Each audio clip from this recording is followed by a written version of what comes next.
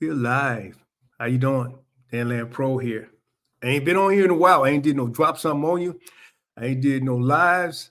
I have been working on a lot of AI, artificial intelligence, as far as fusing that with stepping.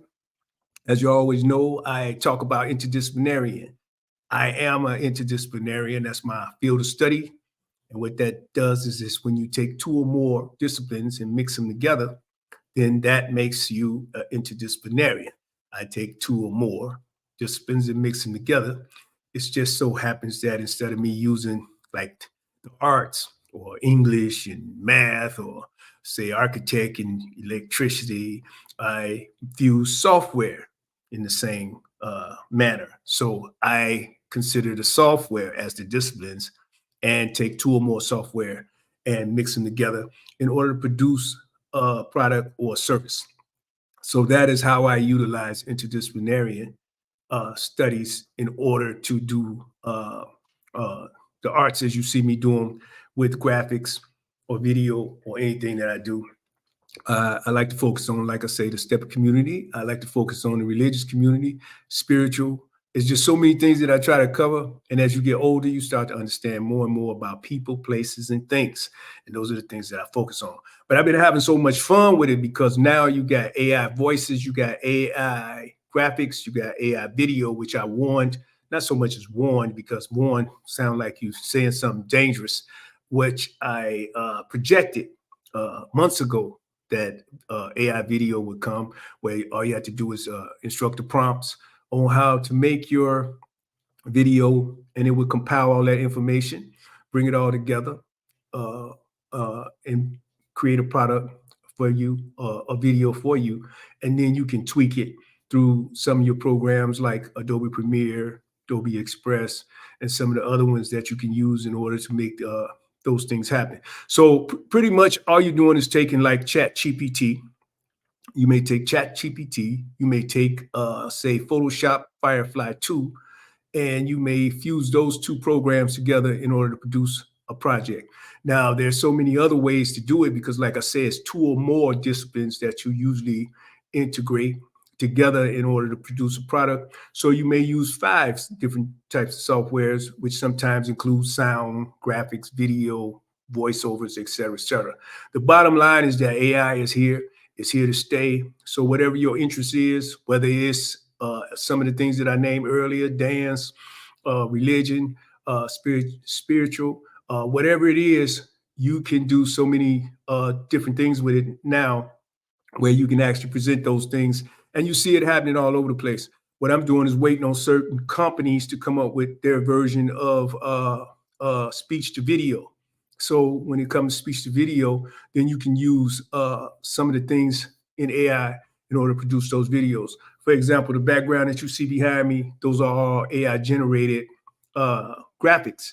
So all I do is tell the prompt what I want, depending on what program I'm in order to produce that background. That is just a light background because I didn't want it to be too detailed, but you can go into detail with your backgrounds as far as AI, and you can include things after you create those graphics. And then I put those graphics into what we call in Wirecast Pro a playlist, and then I have them rotate between each other depending on what transitions I want to use. So I'm going to always talk about the technical aspect of AI and how I use these different technologies and mix them with stepping, or mix them with religion, or mix them with spiritual, or mix them with the things that interest me, even into this disciplinary studies. And then you heard me talk about social emotional learning and some of the other things that I studied along with theater and how to mix some of these programs in order to get the results that you're looking for. So I talk sometimes about my experiences with people leading up to interdisciplinary studies, my spiritual journey, my educational journey, my journey in the stepping community, and so many other things, whether it's family, friend, foe, associates, whatever, because I like to share with people those experiences because sometimes you can be motivated or inspired by those who have may experience something that you are experiencing or have already experienced, because a lot of things I was experiencing, I didn't really know what they were at the time that I was experiencing them.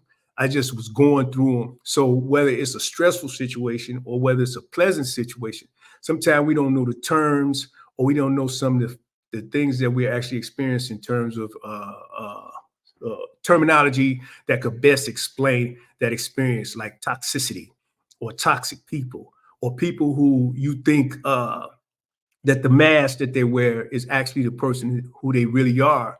And then afterwards, you experience that person in a real state of being without the mask, because sometimes the mask will eventually slip. And you see that their personality or you see that their motives are not as pleasant as you may have thought they were. And it's not that you are sensitive, it's that you're more empathetic or sympathetic to people around you or environments around you, that sometimes people take advantage of that trait that's in you. So they harp on that and they use it for their personal gain. And you will notice it, because here's one of the experiences that I had is that after you start to wake up to people and how they wear masks and some of the toxicity that exists in them, or some of the ways that they're driven by materialistic motives, when you start waking up, you'll see that their behavior towards you change. They act real different towards you. You see the real them, and it's shocking to you, because but it is also pleasant, because it's like what you came to realize is like you woke up, your consciousness is there, and it's like, dang, they was right about this particular cycle. They were right about this process. They was right about how this actually goes. And then once you understand it, you can embrace the cycle. And then you can start understanding that people are who they are. Even with their mask, you have to let them be who they are.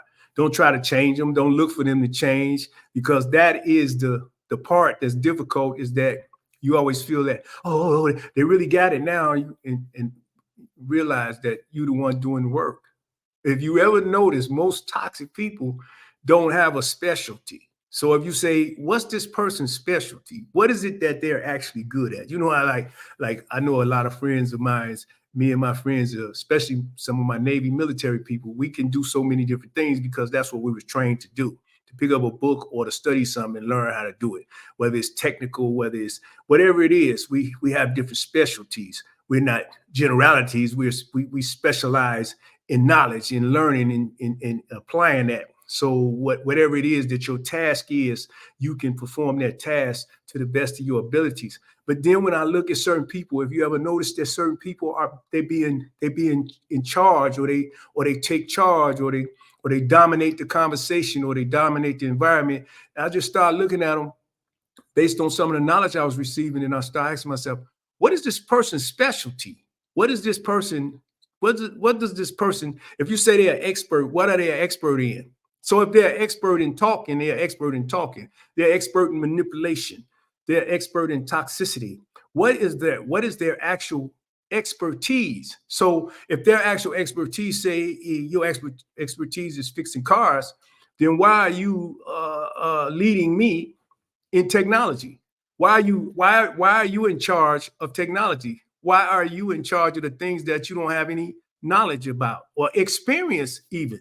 Because if you look at some people, like I start looking at people like, wait a minute, I done traveled all around the world, been to several countries on 3 or 4 tours. And some of the other things that I've experienced, whether it was working at the post office or growing up on the low end, or being in the streets and doing the stepping thing or whatever, those are experiences that you have. So take an assessment of the experiences that you have, especially your spiritual and educational experiences, and start looking at, what are these people who are trying to control or dictate to you how to behave, or what to think, or what to feel, or what to study? What is their expertise? What is their experience? What is their life resume? And when you look at it, they don't have a resume. That's like a housewife trying to tell corporate women what to do. They don't know. You only know you're a housewife. That's what you know. That's your expertise. How can you be the one leading the women that's in the workforce? And the same with men. How can you be the one leading the men and you've never done anything but one particular thing? Maybe you're a good teacher, but maybe you're a good speaker. I don't know, but that's it. You haven't been around the world. You haven't experienced the things that a lot of men are experiencing in the streets and in the military and the school system in so many different ways, even in their relationships or their marriages, to the point that you should be leading or giving them all of this leadership on these things and you don't have any expertise in it. You just be talking and always talking. They always the ones talking. I just started noticing these things. So once you start waking up to certain things and certain people, then you learn to focus, you learn to meditate. And that's where a lot of things that I learned in the spiritual community, or I say the religious community, start coming in handy, because what it did, it taught me to read, it taught me to study, it taught me to meditate. So even though I had those things in my arsenal, it taught me how to apply those things in a more in-depth way. So once you meditate on the word, once you study, once you pray, once you get the gist of it, then things start jumping out to you. Things start waking you up and you start seeing people for who they are, regardless of the mask they have on. The mask going to eventually slip. And then you see their motives. Like a lot of times I start noticing that most people conclude whatever their presentation is with some call to action. And that call to action is usually something monetary. Buy this book, buy this, give me that, money this, money that, money, money, money, money, money, money, money, money. And I'm like, when do I ever get anything from these outputs or these contributors that doesn't have to do with some type of monetary call to action? So when you read the Bible or you read the word or whatever your faith is, there's no call to action for money when you finish that experience. When you meditate, there's nothing you have to pay when you finish that experience. When you pray, we can go down the list. Even in some of the stories and some of the books that's in the Bible or in other doctrines, there's no monetary call to action when you finish that experience. And when the people that you're reading about finished their experience, there was no call to action for somebody to monetize or compensate them for that experience. So these are just things that start jumping off the pages to me. So a lot of times, even with your talent or your gifts, it's not always to be or result in a monetary manner. I heard a man talking about that not even more than a couple of days ago. It might have been yesterday. Sometimes you have to give your gift away. And that's what makes it worthwhile. But at the same time, you have to know your value of your gift. So when you tell a person, they say, hey, how much would you charge me for this?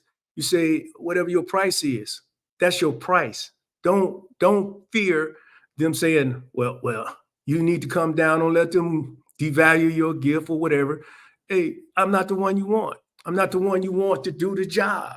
You got to go get the person that's where they value themselves at on that particular value system.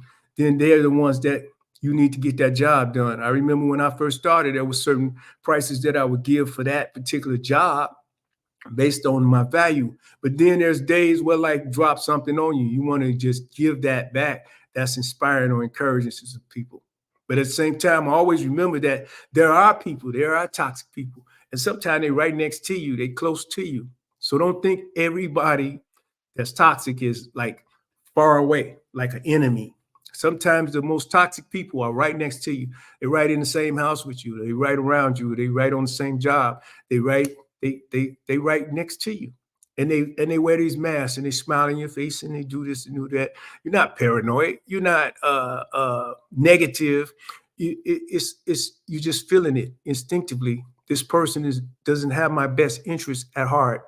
This person doesn't have my best interest as they pretend to have my best interest. They're working against me. Even when you give them something free, they're working against you. It's something in them. They're working against you.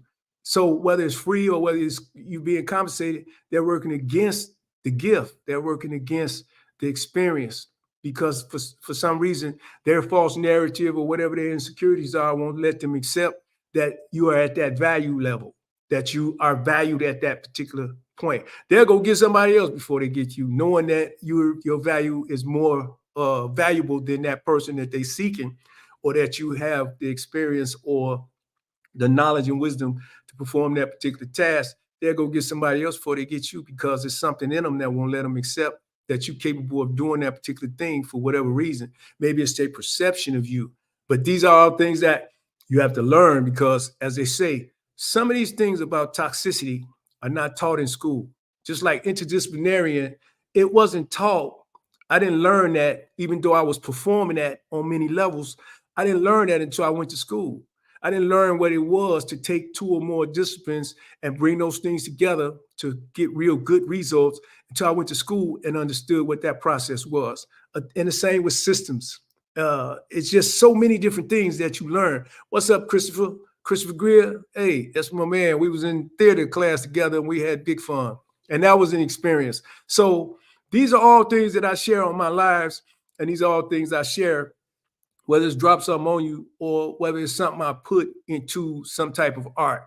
My thing now is to share with you the fact that AI, we all hear about AI, artificial intelligence, is here. It ain't going nowhere. It's here to stay. So we could fear it and we can say, well, I don't want to use AI, but guess what? AI gonna be preaching sermons pretty soon. AI gonna be your classroom teacher pretty soon. As you see in some cases like Zoom and remote working and remote task, AI is pretty much running all these things. AI is flying airplanes. AI is on your smartphone. AI, you already been using AI. It's just that now, like I shared that experience about interdisciplinary study, you know what AI is, artificial intelligence. So it's running a lot of things for you. So when you turn on your smart TV, you're dealing with AI. Because what it does is it look at the algorithms and see the movies that you like, and then it present the movies that you like in a queue for you to choose from the movies that you like. So if you watch enough violent movies, you will see whatever app you go to, it'll start offering you those violent movies because it looked at the algorithm, which AI is intelligent enough to do. It computated what you like based on those algorithms, and that's what it's offering you. So like now you see when it make a picture, or say for example, I wouldn't even use a picture, I use ChatGPT. ChatGPT is like a interdisciplinary type thing because of the fact that ChatGPT goes out and compile all this different information that it can find on the internet or anything that it can tap into, and it brings it all together to write you a story or to write you make you a picture or whatever, or text a video or whatever it is that you told that particular prompt to do. That's all AI does. It bring it all together and produce you a product or describe a service. So it's like really, it's getting to the point where you got a smartphone in your head, or you're gonna have it at your fingertips. With AI, you're gonna have so many things at your fingertips to where you don't need me to stand up, excuse me, in front of the class and talk for 2 hours. I just push a button and it's going to have all the information I need, and it'll even be able to answer your questions. But remember, AI can never go past what we put in the prompt. So there's always people that have to input things into the prompt. You have to tell AI what to do. So think in terms of like these backdrops behind me. I have to tell AI, make me a picture on Chicago shoreline, and then AI can follow that instruction. But if I put in the wrong instructions in AI, it can't produce me anything. Because if I don't tell it Chicago, if I don't give it the precise, specific instructions, it won't do anything. And that's the beauty of it, that you're still in charge. So don't fear it. But remember, now I can tell AI to write me a sermon on the Bible, and it will, because it has the information to do that.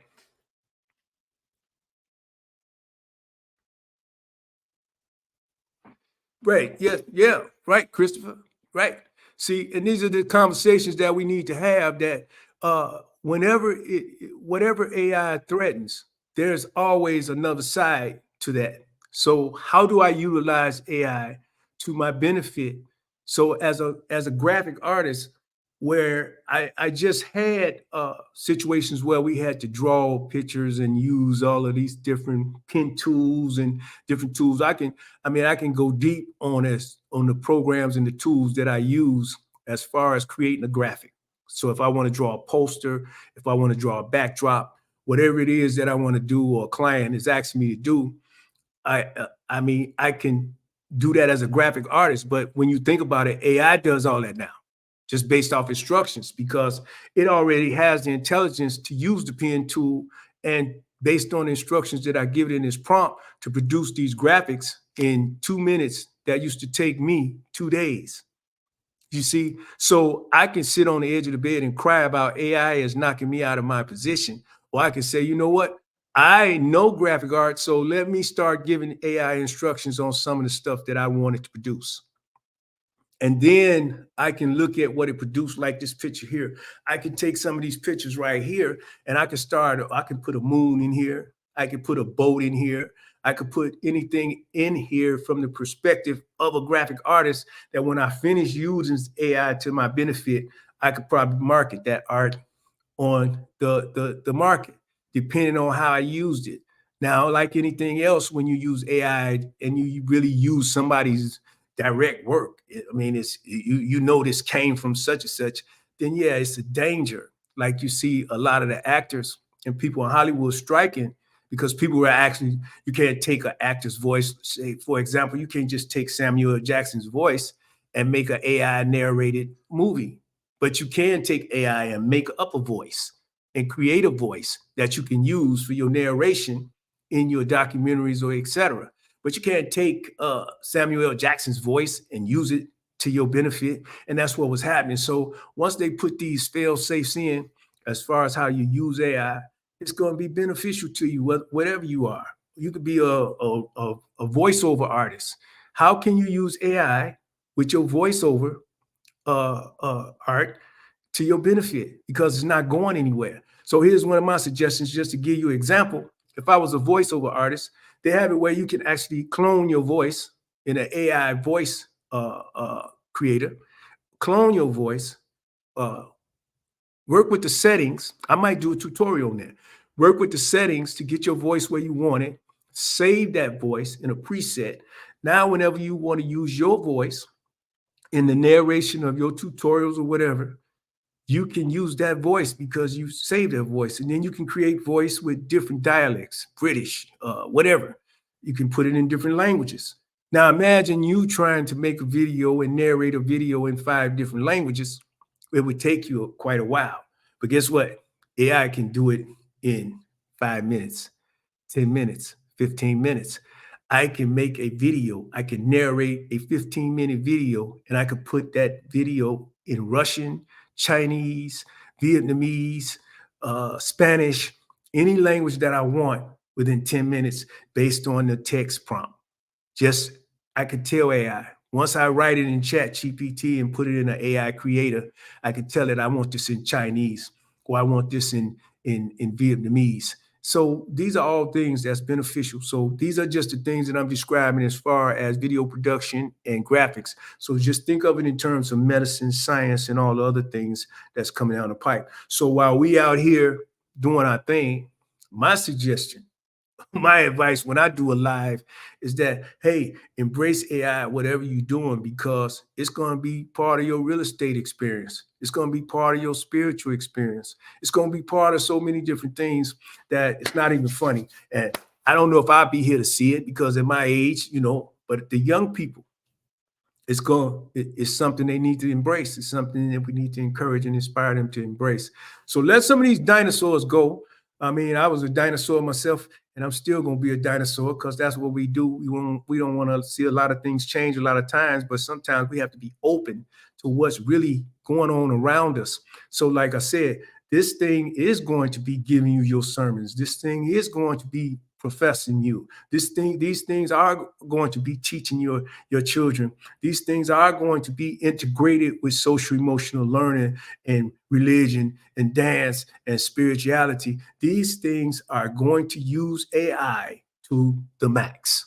And it's not even got off the ground like it's really going to get off the ground. So other than the dangers, like we said, of trying to use information that really don't belong to you, or voices that really don't belong to you, those type of things, I guess I'll say intellectual rights, then we have to watch out with AI because it can make things seem real that's not real, including pictures. But once we get those fail safes in, hey, it's something that I think is going to be the future, and it's nothing that's going to stop it. It's like any other technology or inventions and creations. It's off and running, and it's going to do its thing. And me being a dancer or say a stepper, I know that you can integrate AI with stepping and do just as many amazing things as we did when we first integrated stepping with TV cams, when we first integrated them with online websites, when we integrated them with HD and 4K and whatever the technology was. Once you integrate it with that, then you get the products that you get. Now, I'm going to say this and then I'm going to shut it down. One of the things I remember most about integrating stepping with online technology was the complaints from so many different people. The same as you hear about AI, the dangers of that technology and how it would stop people's instructional classes, and it would stop and affect the set when you come in with the cameras, and it would affect the promotions. I heard all of the naysayers, like I'm sure most people hear when they're trying to do something, and you just keep moving forward, because guess what? I see now all those naysayers. When I come on Facebook, when I come on YouTube, anything that I do, they on there just dancing. They're on there just instructing. They're on there with the cell phones and the iPhones and the cameras and the microphones and the live streams, doing everything that they said was threatening 20 years ago when we started all that. They fought it tooth and nail, but guess what? 20 years later, here you are. You catch up with technology. You can embrace it when it's happening, or you can catch up with it after it's happening.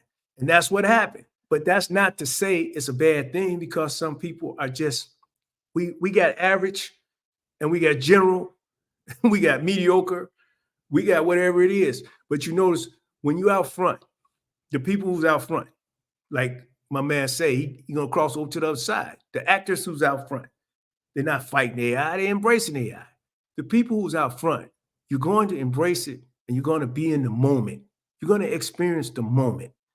Even in your religious or spiritual journey, you experience the moment. Some people have to catch up, and that's okay when they catch up. But sometimes we don't catch up. We don't even get on. We get left behind. I know people still handing out big stacks of paper talking about read this. And you know what I tell them?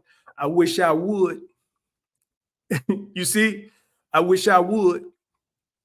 If I ain't in a classroom, and even in the classroom, some stuff is remote, I wish I would read that stack of paper, because you in the past, I'm not reading that stack of paper. Hey, come to this meeting.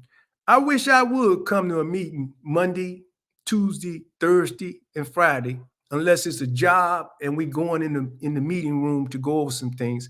When you got Zoom and all of these live streaming programs and intranets and internets, and you can do so many things remote. I could be at home, the other person could be at home, 30 people can be at home and see that one meeting on Zoom, and we're gonna all keep driving around and coming to your primitive meetings to hear you say something that you could have said on Zoom, and you could have said on StreamYard, or you could have said on Wirecast and YouTube, and you want Facebook, and you want me to drive 25 miles to hear you say something that you could have said on one of those platforms for free.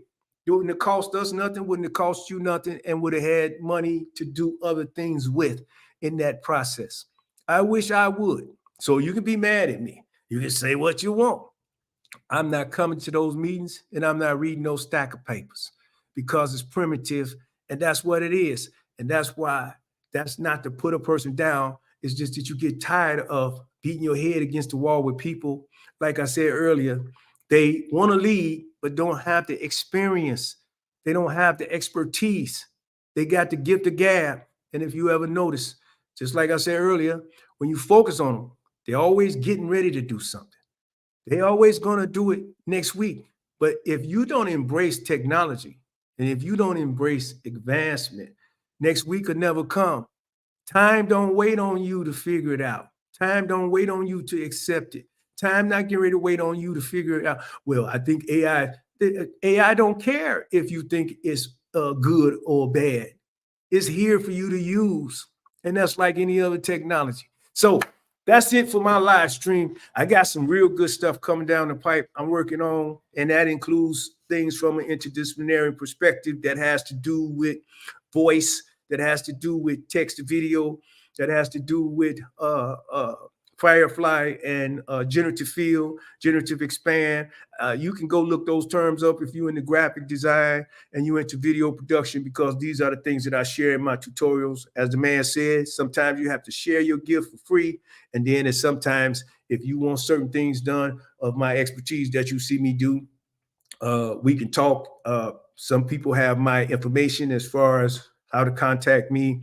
We do have our website and those things, and you can contact me. But note this, when I tell you a price, that's my price. We not finna do the other thing, because people will testify to the fact that what I always tell them when they start that nonsense with me is the proposal has been taken off the table and I walk away. There's no argument.